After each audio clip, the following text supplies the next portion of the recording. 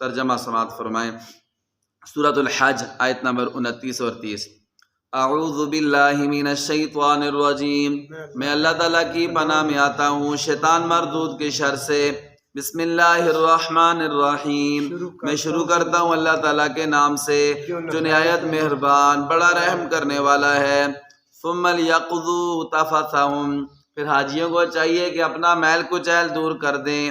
ولیوفوا نذورہم، اور اپنی نظروں کو پورا کر دیں۔ وَلْيَطَّوَّفُوا بِالْبَيْتِ الْعَتِيقِ، اور حاجیوں کو چاہیے کہ اللہ تعالیٰ کے پرانے گھر کا طواف کریں۔ ذَلِكَ، یہ ساری باتیں یاد رکھو ایمان والو۔ وَمَن يُعَظِّمْ حُرُمَاتِ اللَّهِ، جو بھی تعظیم کرے گا ان چیزوں کی جن کو اللہ تعالیٰ نے عزت والا قرار دیا ہے، فَهُوَ خَيْرٌ لَهُ عِندَ رَبِّهِ، تو یہ اس کا عمل اس بندے کے حق میں بہتر ہوگا اس کے رب کے ہاں۔ وَأُحِلَّتْ لَكُمُ الْأَنْعَامُ، اور تمہارے لیے یہ جانور حلال قرار دیے گئے ہیں۔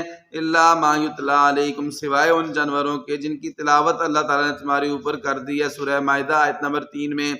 فَاجْتَنِبُوا الرِّجْسَ مِنَ الْأَوْثَانِ، تم بچو بتوں کی گندگی سے۔ وَاجْتَنِبُوا، اور بچو اجتناب کرو، قَوْلَ الزُّورِ، جھوٹی بات سے۔